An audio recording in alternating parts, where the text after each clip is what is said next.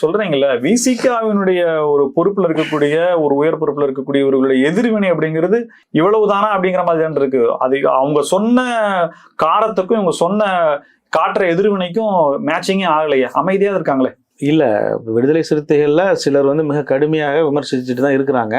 திருமாவளவன் அவர்கள் கவனத்துக்கு அது போயிருக்கு.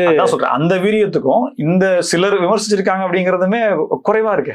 அதான் நீங்க எப்படி பார்க்கணும்னா, எதிர்த்து பேசவே பயப்படுறாங்க.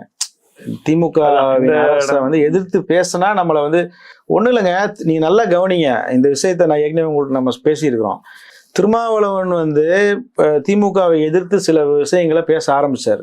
நான் சொல்றது ஒரு 4-5 மாதங்களுக்கு முன்பு சில விஷயங்களை பேச ஆரம்பிச்சார்.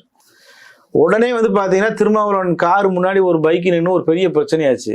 நீங்க பார்த்துருப்பீங்க. இதெல்லாம் வந்து திருமாவளவன் தப்பு பண்ணிட்டாரு, அவர் போய் அடிச்சிட்டாருங்கிறாங்க. இது எல்லாமே என்னை பொறுத்து திட்டமிட்ட விஷயம் தான். ப்ரீ பிளான் தான். பாருங்க, திருமாவளவனுக்கு எதிரான மிகப்பெரிய ஒரு கொந்தளிப்பு ஏற்பட்டது மாதிரி ஒரு காட்டினாங்க. புரியுதுங்களா? பாருங்க, திடீர்னு இப்ப பாருங்க அவர் விஜய் பக்கம் போயிடுவாராங்கிற மாதிரி இருந்துச்சு. இப்ப பாருங்க விஜய் பக்கம் அவர் போகலன்னு கன்ஃபார்ம் ஆயிடுச்சு. இப்ப அவர் மீது எந்த புகாரும் இல்லை, அவர் பாட்டுக்கு இருந்துட்டு இருக்கிறாரு. புரியுதுங்களா? இது எல்லாமே அரசியல் தான்.